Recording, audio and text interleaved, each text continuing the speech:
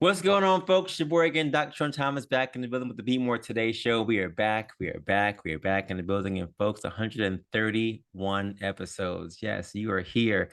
And you've been here for the last 4 years, rocking out with us for the Be More Today show. Season 4 is now in the books, and we've been growing. We've been doing so many great things in our community, and our website is continuing to grow. BeMoreToday.com for my book, our More merch store, which is continuing to grow. And again, if you're looking for anyone who is in the running season, this is marathon season, and I'm the coach that you want to be with. So any questions you have about running things, email me directly at info@BeMoreToday.com or follow us on our links, Be More Today, the show, Be More Today PT, and of course, your boy, Dr. Sean Thomas here. As always, the Be More Today show continues to grow. We're now heard in 78 countries, over 52,000 downloads. And again, thanks to your love and support that you continue to be a part of the journey for all of us to be more today. So I salute you. I always salute you. And my quote for today is simple as always.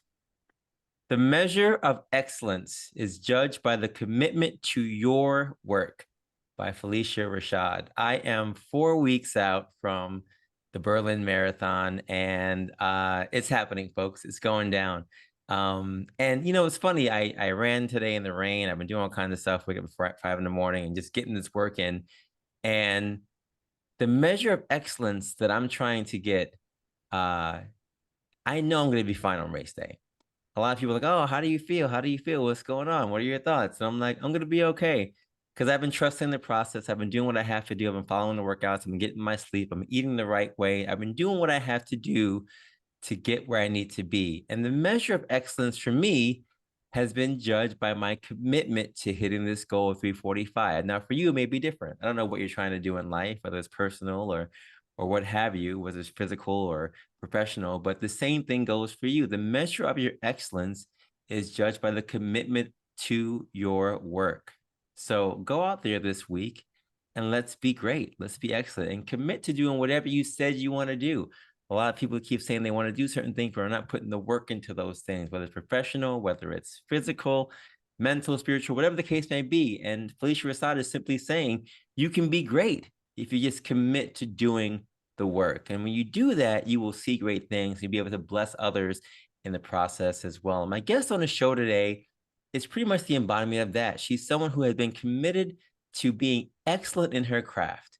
She's being excellent for her community, and the work that she's put into all the things she's been doing over the last 20 years has showed and has spread out to so many communities, including the Brooklyn community and others. And her name is Carrie Bloss. Now, Carrie Bloss serves as the executive director of Heights and Hills, an organization whose mission is to support older adults age successfully in the Brooklyn communities. She has dedicated her over 20-year career to addressing the needs of New York's most vulnerable people. She most recently co-led Project Hospitality as their executive director, helping up PH's executive management team, overseeing the organization's programs, finance, and operations functions. The organization is focused on services in Staten Island and offers a comprehensive continuum of compassionate care that begins with street outreach, shelter and soup kitchen, and food pantry, and extends to treatment, other clinical and supportive services, and transitional and permanent supportive housing. In addition to modernizing the agency's infrastructure, Carrie relocated programs to spaces that better met clients' needs and entered into a joint venture to develop supportive housing. Carrie has also worked with the senior leadership to address the agency culture. Together, they built lines of communication, trust, and greater collaboration between staff and across departments. She also was working previously at Breaking Ground for over 11 years in multiple roles. As Vice President of Leasing and Compliance, she oversaw internal evaluation for all service areas, the organization's affordable housing and government contract compliance, and the government grants for management function. In a prior role, she managed several housing programs, including former Bowery Lodging House that housed several dozen single men, mostly in their 60s. Carrie also worked at the New York City Department of Homeless Services and Children's Rights Incorporated. She currently sits on the board of directors of the Sisters of Charity Housing Development Corporation, Manhattan, and the Columba Kavanagh House, and previously served as a board member of the New York Therapeutic Communities. She received a Bachelor of Arts from Carleton College in Minnesota and a master's of public policy from Harvard Kennedy School. And Carrie lives in Park Slope with her husband, Mike, and their 2 children, and can be often found on a run in Prospect Park. So, ladies and gentlemen, boys and girls, pets included, please welcome to the stage my guest for episode 131, Carrie Bloss. Carrie, what is going on? This is so much fun.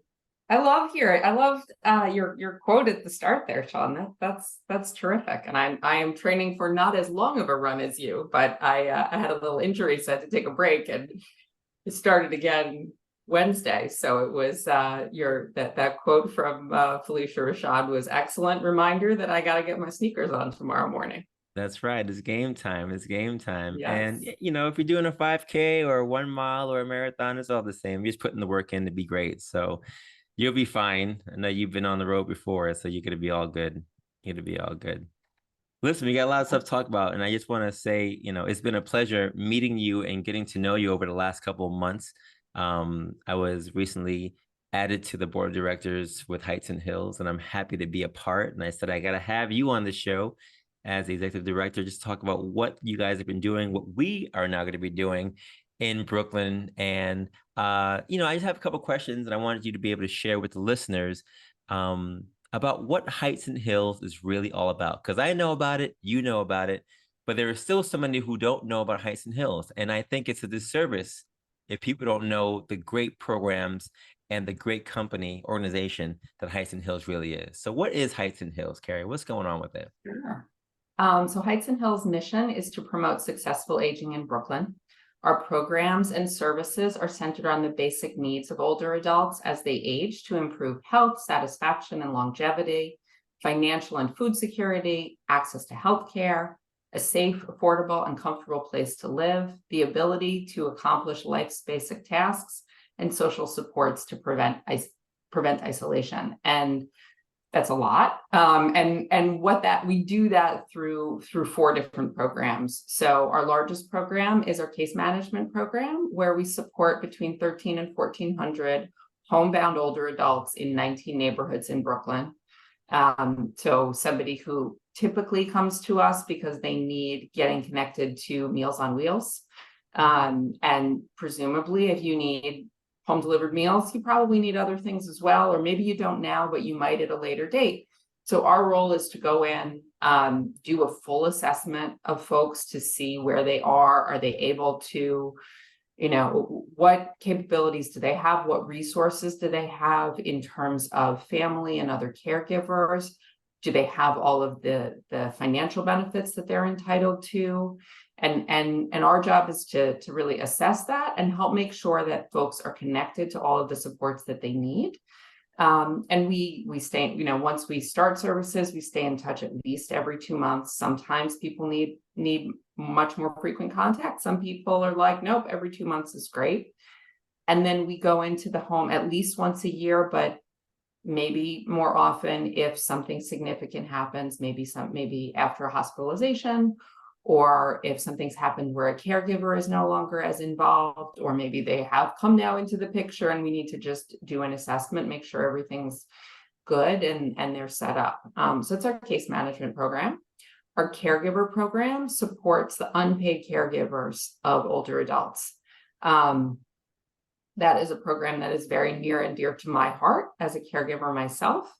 I think very often we don't realize that we're caregivers, other things in our lives, you're a student, you're a runner, you're an employee, you're a parent. Those things have start dates. You take on that role and we celebrate that and we recognize it. But caregiving often happens very slowly. We're just going in to check on mom. We're just running some errands with her. We're just doing dad's grocery shopping, taking our neighbor to an appointment. And then all of a sudden that grows and grows. And, as folks age, their needs change and may become more intense. And so caregiving can become more intense. And often people if you don't realize you're a caregiver, you don't know to ask for help. And even if you know you're a caregiver, you don't know that you can get help. And so help for us means it may be that you just need referral to take care of a certain situation. Maybe you need a lawyer to talk to or help. Your parents are downsizing or moving into another apartment, and you got to figure out how to get rid of a bunch of stuff that they've collected over the years that they can't move with. And so that's one end of the spectrum. That's like maybe 2-3 phone calls that we help make referrals. And then folks are really good on their own, but they know we're there for more. At the way other end of the spectrum, you've got caregivers who can't leave the home to take care of themselves because they're taking care of somebody who just needs them to be there all the time. Maybe they have a risk for falling. Maybe they have significant dementia. And so leaving them alone for, a couple of hours isn't really feasible. Well, that means you can't go grocery shopping easily. You can't go to your own medical appointment. You can't get your hair cut. Those are all things that we need, whether it's an immediate need like going to the doctor or a haircut, which you just need to take care of yourself because self-care is important.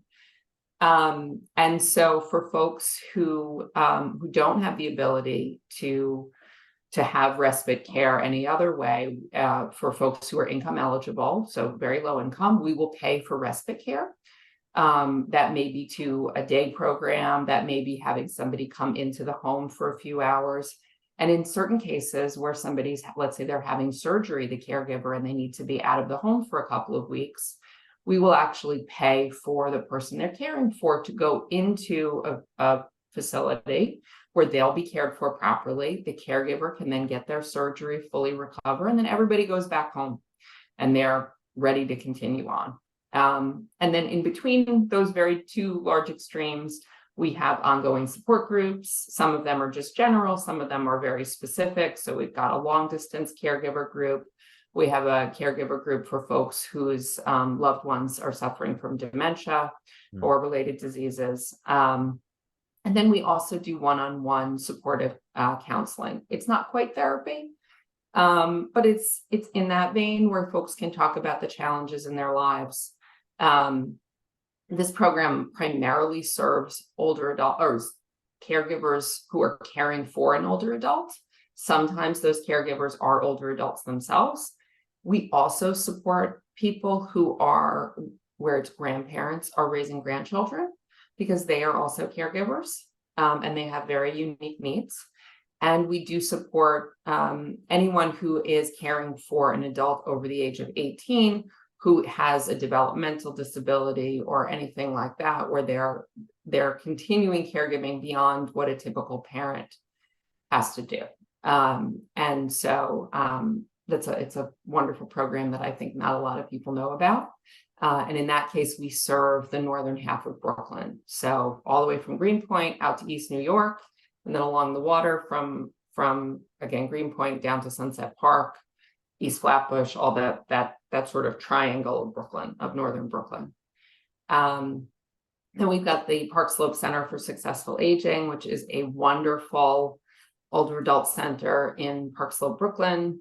We're open Monday through Friday, 9 to 5. We serve lunch every day. And then we have exercise classes, dance classes, singing groups that come in. We have karaoke now on Wednesdays, which everybody loves. We do arts classes. We've got a knitting group, and then also just discussion groups. We'll, watch a TED Talk and talk through it and think about how it relates to our lives. We recently started a book club. So now we're reading a book every month together, and that's wonderful. And then we also have our director of that program is a master's level social worker. So if somebody's dealing with a particular situation and needs assistance, he can work with them to help figure out where, what resources they're eligible for, where to point them, things like that. And then our last program is our volunteer program. We work with about 650 volunteers every year, which, and they're just there to provide, to really enhance the other programs. So our volunteer program that is the largest commitment is our Friendly Visitor program. In that program, we ask for a 6-month commitment, and volunteers meet one-on-one with an older adult who they've been matched with, where they have something in common. Maybe they live in the same neighborhood, maybe they have their families come from the same place, or they speak the same language, or they were both lawyers or doctors or anything like that. We look for commonality. And our goal is to really create friendships. They meet once a week for an hour, and that may be in person if the older adult is comfortable with that and wants that. There are a few people who still meet by phone. And it becomes really friendship. It starts out as a volunteer activity, but most of our pairs become friends, and more than a quarter of them have been meeting for more than 2 years because they've built up that bond, which is so special. And then we have our shopping squad, which is volunteers that get a grocery list and go grocery shopping for someone, and they deliver the food and we reimburse for the expenses. We have folks who help with basic tech support, like, you don't know how to set up your new phone, you can't connect your printer, all the things I wish somebody would go help my mom with. And then we do appointment companions, we deliver flowers, holiday meals, all kinds of things like that. So it's a really robust volunteer program. So that's Heights and Hills. Wow. I am very impressed, only because I know this stuff already, but I'm impressed that as I hear it more and more, right, I hear you say it and I hear you share it, it just shouts out to me community. I mean, this is what you're doing. You're basically creating communities all across Brooklyn. And as someone who does a lot of community engagement for my own company and my own job, I'm impressed by this, and I love seeing this. And that's why I wanted to be a part of this in this regard, because you are basically creating community for others who are all looking for services and needing services. There are so many people that I see as a physical therapist that are caregivers, right? They're bringing their mom, their uncle to my facility for physical therapy, and they don't know about all the services that they can have access to. There's so many patients who come who, like you said, are struggling with simple things as setting up something on their phone or doing these basic things that, if you have grandchildren or children who are of age, they can kind of help you. But if you don't, it can be very, very challenging. And you're basically showing people that you can have access to all these services as well, which many people take for granted, I think, but they're prices services that can really enhance someone's life. So I commend Heights and Hills. I think Heights and Hills is a great organization doing amazing work. And the fact that anyone can be a part of it, to me, is also amazing, because there are so many people that I see that come for therapy for me, for physical therapy, that are looking for a community. They're looking for engagement. They're looking for people who are in their same age bracket, who are doing things that they want to do. They don't want to go to Planet Fitness. They don't want to go to Crunch, right? But they don't want to do some of the other things that are out there that are kind of basic. And you guys are putting together, we are putting together comprehensive programs for people to be able to enjoy life and to have fun and to create community and to create bonds. So I think it's great, Carrie. And I hope that more people are going to be able to access and see and experience the beauty of Heights and Hills, because the programs that we're offering are amazing, and they're out there for us to really share with our communities. And I think just more people need to know about them. So that's why I wanted to have you on the show, just to really broadcast and showcase the greatness of Heights and Hills really is. Well, thank you. Really. Yeah, we're always trying to get our name out there more, to let people know that they can get support from us, and also to know that we're an opportunity for people to come volunteer, because I think so often we do want to help our communities. We want to be a part of our neighborhoods, and it's not always obvious. How do I do that? So yeah. So happy you had me. So are all the services free? So for instance, right, I have a patient who comes and they say, look, I want to be a part of the karaoke that's happening on Wednesday. Where do I sign up? How can I go? How would someone get in contact with either you or Heights and Hills to be a part of the Park Slope community? Sure. So anybody ages 60 and older is welcome to come to activities at the Park Slope Center. There's no sign up in advance. When somebody comes, we may ask them to register. We may not, well, we will ask you to register, but we don't do that necessarily the first day unless you want to. But it's just about coming in. We're at 463A 7th Street. It's just off of 7th Avenue. We're at the back of All Saints Episcopal Church on the corner of 7th Avenue and 7th Street. So yeah, you just come in. Our schedule is posted on our website, so folks can see the calendar. Meals are served every day from 12 to 1, so come and get some lunch. Karaoke's in the afternoon if they want to do that. Yeah, there's activities basically every day. There's no cost to joining the center. We do ask for a donation of $1.75 if you're coming in for a meal. It's certainly not a requirement. So if somebody comes in and they can't afford it, that's perfectly fine. It's we're there. In the summer months, we also run our air conditioning. So if you are, right now it's pretty cool out, but I know the heat will come back at some point. So it's also a great place to sit and cool off and just relax a bit when the heat's coming, because I know air conditioning can be expensive for folks. All of our other programs are accessible either by emailing info@heightsandhills.org, or you can call 718-596-8789. And all of that information is on our website if folks want to look us up, which is heightsandhills.org. Awesome. Awesome.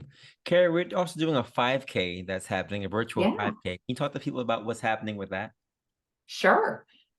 So at the end of September, we have been doing this for a few years now. We're doing a virtual 5K. So asking folks to sign up and try and raise some money for us. There's no cost. I know races can get expensive. There's no barrier to entry. Anybody can do it. If you go on our website, you can sign up to participate. Sean, I can send you the link so we can share it with folks, but you can sign up. Our goal is to have folks run or walk a 5K the last weekend of September. Last year, we had a group of board members and staff do the walk together in Prospect Park.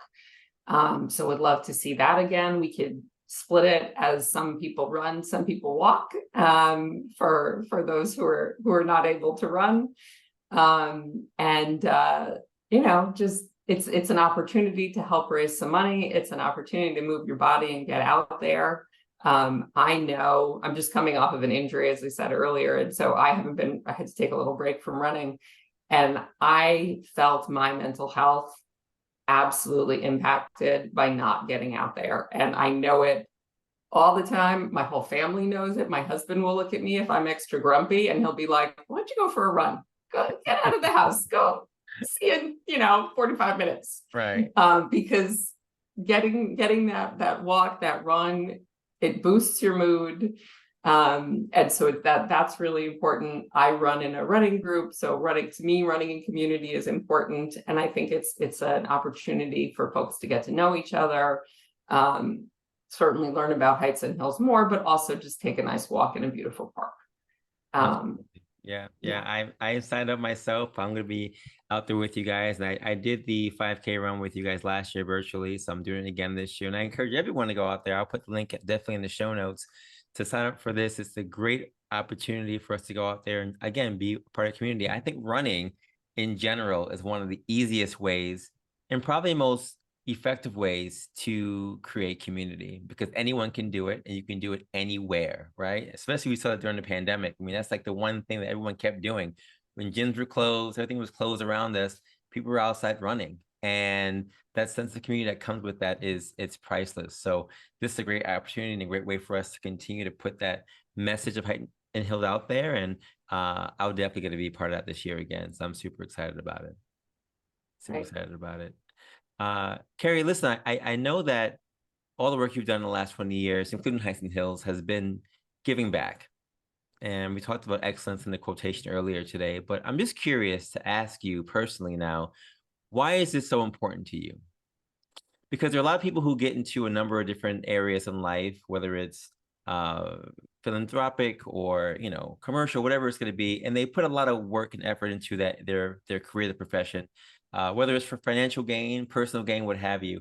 But you've really given a lot of your time and energy in life to giving back to communities over the last 20 years. I'm just curious, as I ask everyone who's kind of in this same group of people, why they do it and why it's so important to them. So I'm going to ask you again, why Heights and Hills? Why what you've been doing in the last 20 years?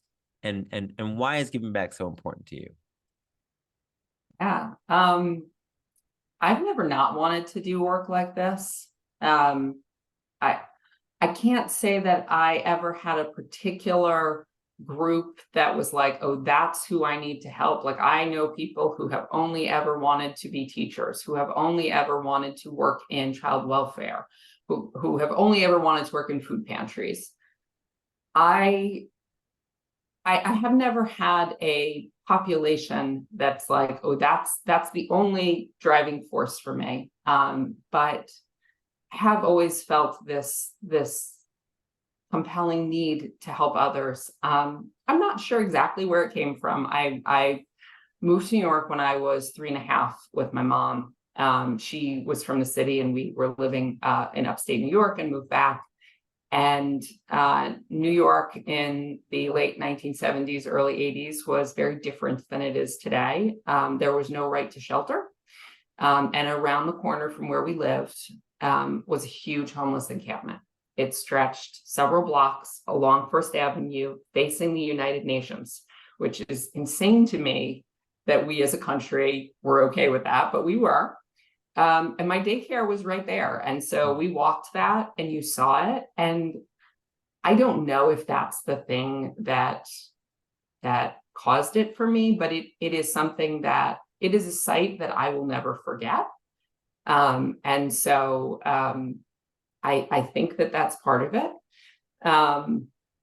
But it brings me joy. If I have to go to work every day, I want it to at least be in service of others. I mean, listen, there's plenty of days that are hard. There's plenty of days where I'm, working on spreadsheets or something that doesn't really feel like I'm in service of others.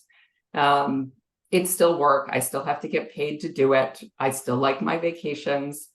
But in the end, I don't think I could do all of those days if it were just to make money or to just help somebody who already has money make even more of it. That doesn't do it for me.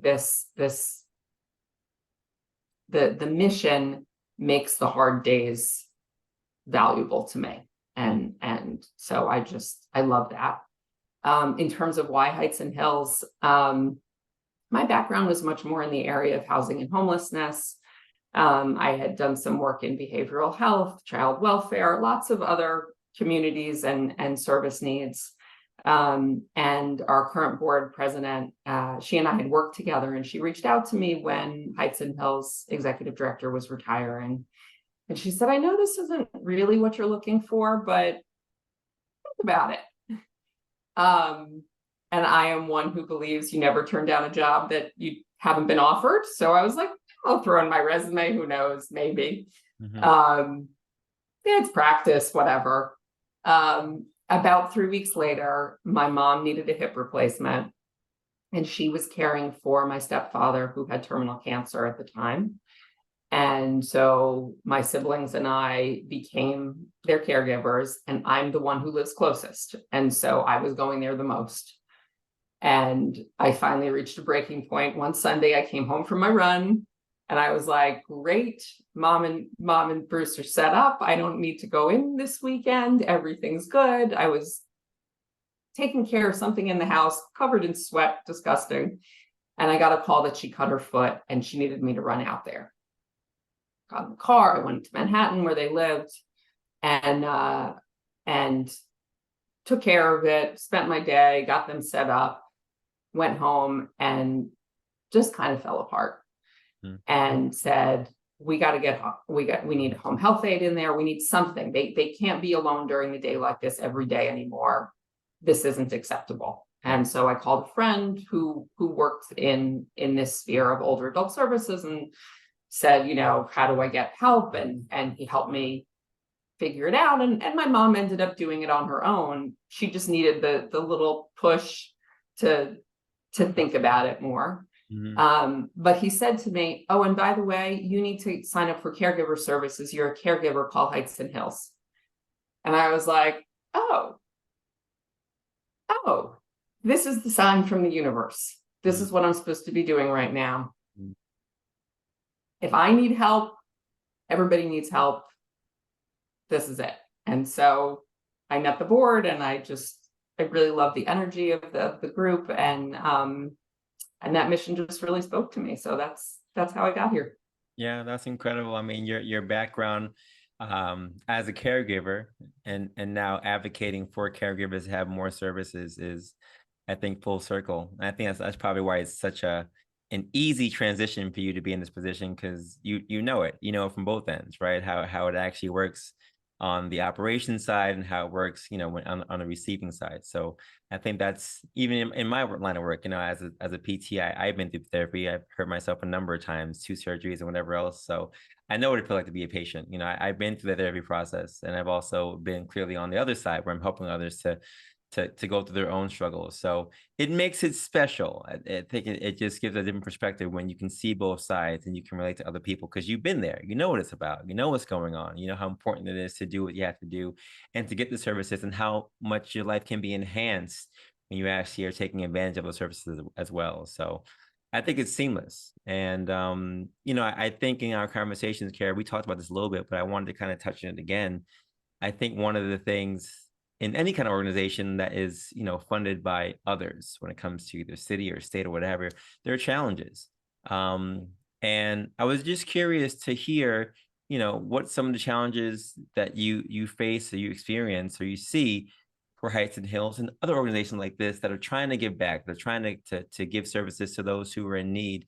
What are some of the challenges that you see or experience when what you're trying to show as the vision for services for Brooklyn, right? Or Staten Island, like you did in other places.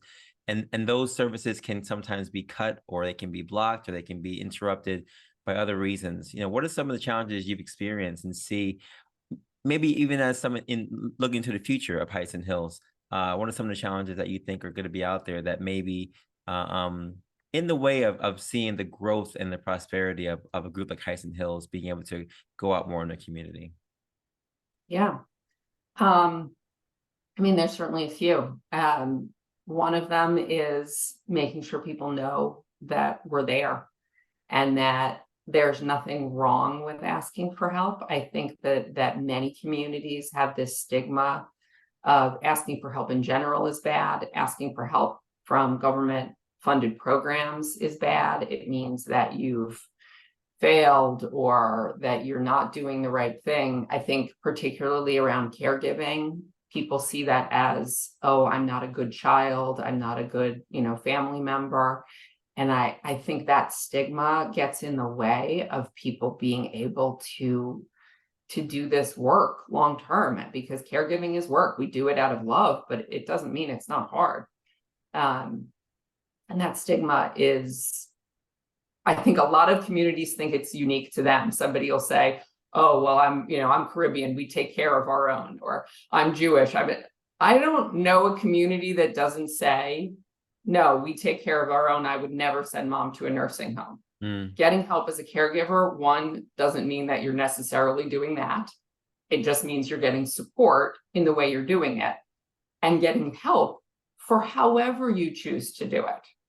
Maybe that is, your parent going into a nursing home. Maybe that is having a home health aide. There's nothing wrong with that. I truly believe that. If that's what somebody needs in order to remain healthy, then that's what they need to remain healthy. And if that's what a family wants to do, then they should. But there's regardless of where your loved one is in receiving care and in their lives, there's nothing wrong with getting help for yourself. We all know self-care is important. Well, this is self-care. This is getting the information that you need, having somebody to vent to who can say, oh, you're having that problem? That is a valid feeling. Also, here's a resource we can talk to, let's connect to this group and let's try and solve that problem. And And I think so often we're all scared to do that, and we make a lot of excuses about that. So that's a big challenge always. Another one is Brooklyn is, I love Brooklyn. I have lived here for almost 20 years. I think it is an amazing, amazing place. I won't even call it a community because it is a whole bunch of communities. There are communities within communities within communities. And I think that's amazing. I can go out to dinner in my neighborhood. I can take a walk. I can get Jamaican food. I can get Korean food. I can get Taiwanese. I think it's almost limitless. Yeah. And my children have never gone to school that is majority white. They have never gone, they have mostly gone to schools where there is no racial majority. That's beautiful. There are dozens of languages spoken in this community. That's beautiful. All of those things make it really hard to deliver services, though, because we need staff who speak Fijianese. We don't have anyone that yet, but we do have, Bengali, we have Vietnamese, Cantonese, Spanish, Haitian Creole. We're always looking to add more languages because Brooklyn is so diverse, and that's beautiful. But it can be hard. It can be very hard. And we try really hard to have a board that reflects our community and to have a staff that reflects our community, because I can go and talk about how challenging it is to be a caregiver. And if I have that conversation with a group of people in my neighborhood, or, who go to my religious community, they're going to be more comfortable hearing that. If I go and say that in somebody else's church, in a neighborhood that's not predominantly white, they're going to see me as, oh, she's just, the white lady from Park Slope. And I am. And that's okay. But we need to have a staff that reflects that. And we also need volunteers who reflect that, because clients want to be able to communicate in their languages. And so, it adds a lot of challenges, but it's one that when we add a language, Sandra, who Sean introduced us, or Sandra introduced me to you, Sean. When she gets to hire somebody and she gets to add the language, it's like a celebration that day, because we got a new neighborhood, a new community we can serve. But we're never going to be done. Right.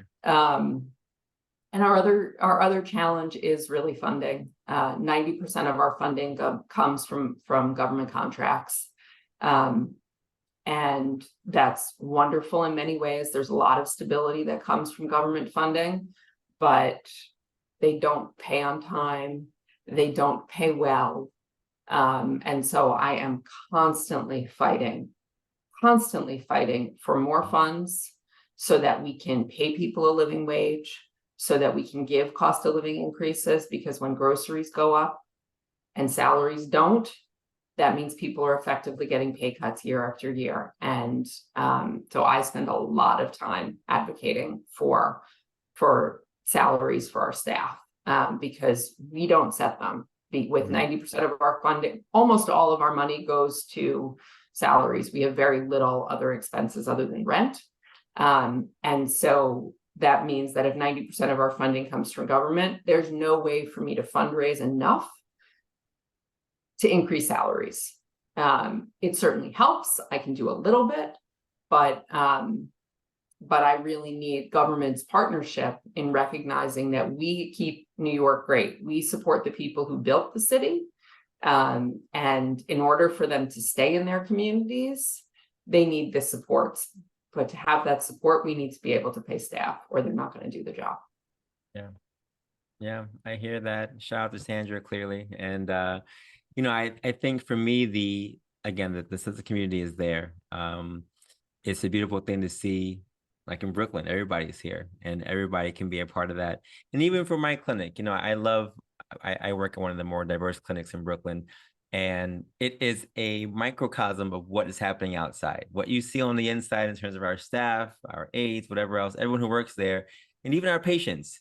it's synonymous. Everyone who is a patient there, we have those same people as staff members. So yes, even in our place, someone comes in speaking Haitian Creole, we have aides and therapists who also speak the same, and it works. It's a beautiful thing when you have those things. So, but like you said, when you don't have those things, it become challenging, and the funding clearly can be a challenge. So, my question for you, Carrie, is how can we help? How can others who are listening help?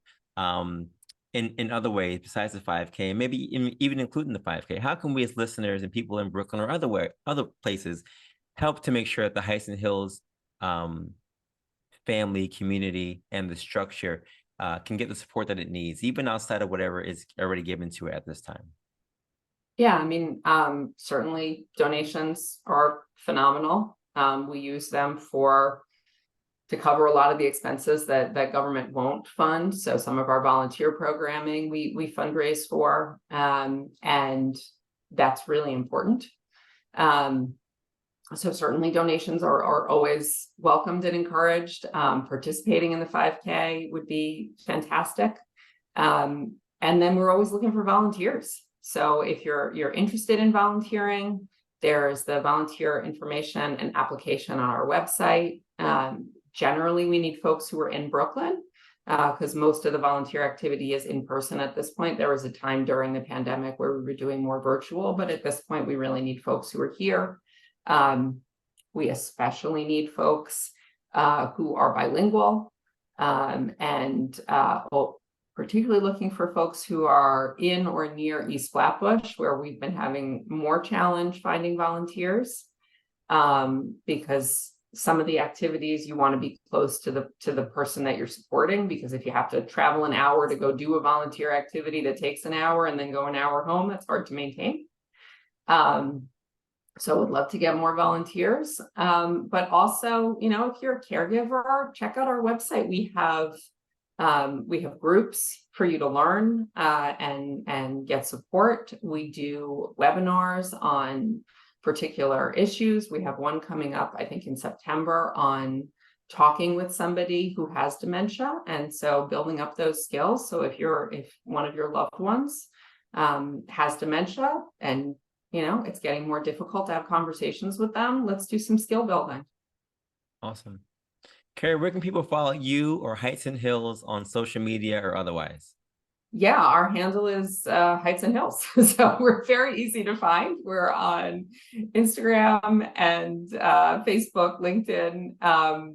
We do have a presence on Twitter, but Twitter, you got to be on there 3-4 times a day. I don't have the time or the energy to keep up with that. So we're there, but not much.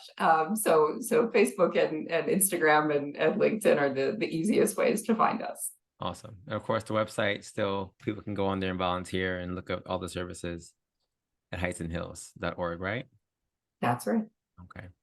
My last question for you, madam, is, you are pretty much the embodiment of what Be More Today stands for. It's people coming together and doing great things, ordinary people doing extraordinary things. And I've asked a number of people what that phrase means to them because it's different to everyone.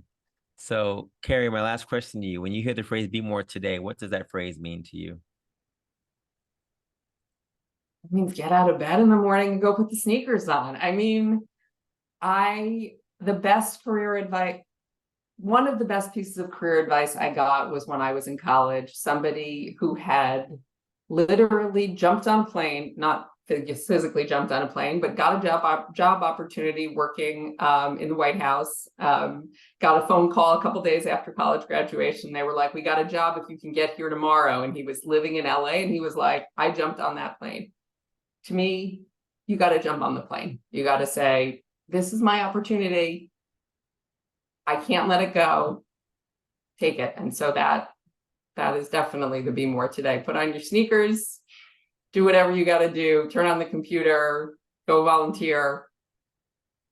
Find it. To me, it is about finding the thing that excites you and then just doing it, committing to it. Yeah. Well said, madam. Listen, I appreciate you making the time today. You made episode 131 one for the books, and I look forward to the 5K virtually we're going to be doing together. And thank you so much for all your time today. Thank you. And folks, you heard her say so many great things. Heights and Hills is a great organization. I'm happy to be a part of it.